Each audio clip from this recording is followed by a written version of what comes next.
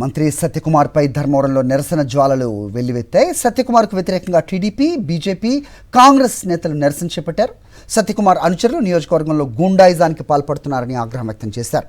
నిన్న high court lawyer Anjan రెడ్డిపై సత్యకుమార్ అనుచరుల దాడిని ఖండించారు. మంత్రి సత్యకుమార్ ఇలాంటి చర్యలు మానుకోవాలని హెచ్చరించారు.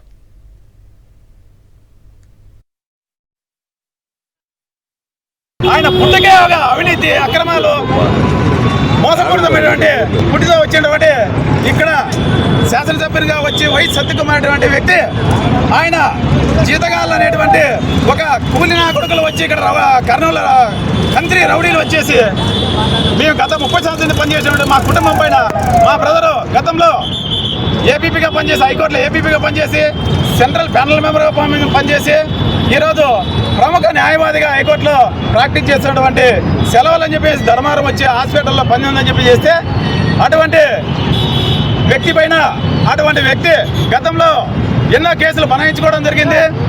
ఎన్నో పింఛన్లు పోతే హైకోర్టులో కేసి వందల సంఖ్యలో పింఛన్లను కూడా మళ్ళీ రిటర్న్ తెప్పించడం జరిగింది వేలల్లోనూ.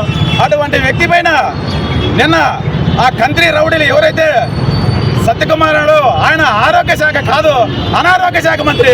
ఆరోగ్య శాఖ అయితే ఒక ప్రభుత్వ ఆసుపత్రిలో పేషెంట్లు వేల సంఖ్య ఉండే ఆసుపత్రిలో వచ్చేసి అనారోగ్య పాలన చేసే విధంగా అతను సత్యకుమార్ సత్య కంత్రి అనుచరులు వచ్చేసి అమానుషంగా దాడులు చేయడం నిజంగా దుర్మార్గం. రౌడీయిజం నశించాలి. ఇక్కడ ఇక్కడే కాదు, మీరు సత్యకుమార్ మీ అనుచరులు వీడి హరీష్ కానీ వాడి ప్రవీణ్ కానీ బాగా చెప్పండి.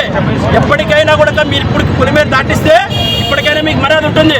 లేదు కాదు, ఏ పార్టీ నాయకుడిని కానీ మీరు ఊరుగాని వచ్చిన వాళ్ళు మీరు ఏ పార్టీ నాయకుడి మీద దాడి చేసినా కూడా మేమంతా ఒకటే అవుతాం. మాకు గుర్తుపెట్టుకోవాలా. ఎందుకంటే ఈ ధర్మవరం మా ధర్మవరం అది. మీరు చుట్టం చూపుకు వచ్చిన వాళ్ళు అడగుతుంటున్నారు, గోపు మారేస్తే ఎక్కువ పోతారు. మీరు ఎవరు ఉండాల్సిందే అసలు ఫస్ట్ ఆఫ్ ఆల్ హరీష్ అనేటోడే రవిశ్వరుడా.